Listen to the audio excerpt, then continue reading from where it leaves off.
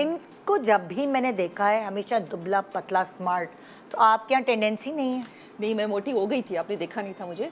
तो आप कहाँ छुपी हुई, कनाडा में? जब बेबी पैदा होता है तो जाहिर है बहुत सारा वजन बढ़ जाता है। तो उस वक्त उसके बाद फिर मैंने काफी पापड़ बेले थे, लेकिन हमने नहीं देखा आपको मोटा। वही तो कह रही हूँ ना, आपने नहीं देखा। छुपा के रखा था। हाँ, मैं छुपा के रखा था। हाँ, क्योंकि मुझे जाले का भी पता है, अल्लाह में कैसे देखा, अब आप मुझे जान का भी पता है, मैं भी जान बोलूंगी इसको आज से।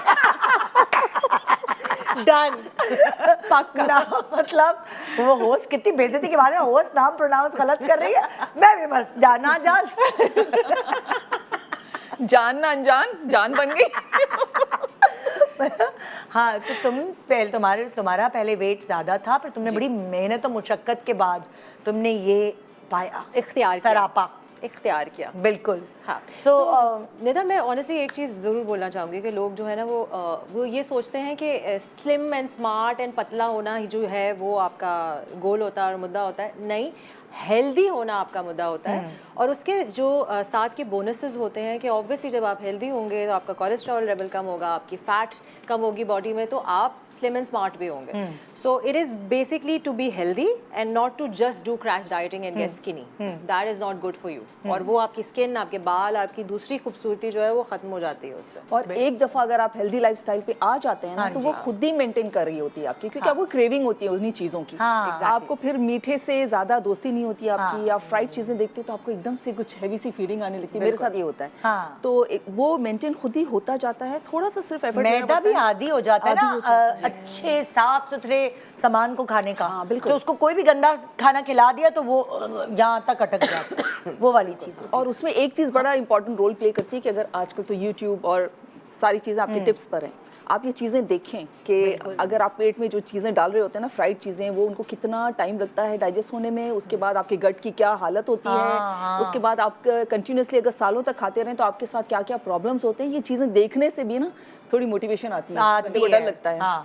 अच्छा उरुसा, तुम्हें कहाँ से मोटिवेशन आई? क्योंकि तुम्हारी शादी भी हो गई थी, तुम अपने वेट में, अपनी चीज़ों में खुश थी, फिर एकदम तुम्हारे अंदर चेंज आया और वो हम सब ने चेंज देखा। दैट इज़ ट्रू कि अल्लाह का शुक्र, इतनी हमारी औकात नहीं होती जितना हमारा रब हमें नवाज देता है। तो I have been blessed in my career as well कि मेरा ये मोटापा एक हर्डल नहीं था, मतलब ऐसा नहीं था। लड़का भी मिल गया था अल्हम्दुलिल्लाह ज़िंदगी में। लड़का भी मिल गया, शादी भी हो गया, बच्चे भी हो गए। लेकिन आफ्टर दैट जो वाकई जो, क्योंकि इतनी ज़्यादा सब कुछ अल्लाह आराम से दे रहा था, अल्हम्दुलिल्लाह उसका बड़ा करम है। फिर बाद में फिर नज़र आया कि जो सबसे बड़ी नेमत उसने दी है ये हमज़ा, इसके साथ खेलने के लिए, इसके साथ एक अच्छी ज़िंदगी गुजारने के लिए मुझे अब अपनी ज़िंदगी थोड़ी बहुत चेंज करनी पड़ेगी।